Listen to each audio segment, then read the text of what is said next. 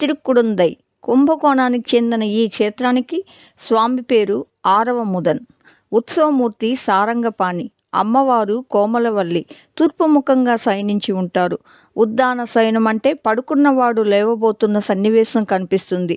కుంభకోణం తమిళనాడులో ప్రసిద్ధ నగరం. పూర్వం ఒకప్పుడు ప్రళయం సమీపించే సమీపంలో బ్రహ్మగారు దివ్యదేశాల్లో ఉండే మృత్తికను అంటే మట్టిని ఒక కుండలో నింపి దానిలో అమృతం పోసి మేరు పర్వతం శిఖరంపై దాచారట. ఇంతలో ప్రళయం రానే వచ్చింది. ఈ విశ్వమంతా జలమయమైంది. మేరు పర్వతం కూడా తాకడంతో కుంభం కొట్టుకుపోతూ ఈ ప్రాంతానికి వచ్చి ఇక్కడ తిరగబడింది. దానితో కుండ ముక్కు గుండా అమృతం బయటకు ప్రవహించి 10 మైళ్ళ దూరం పాకిందట.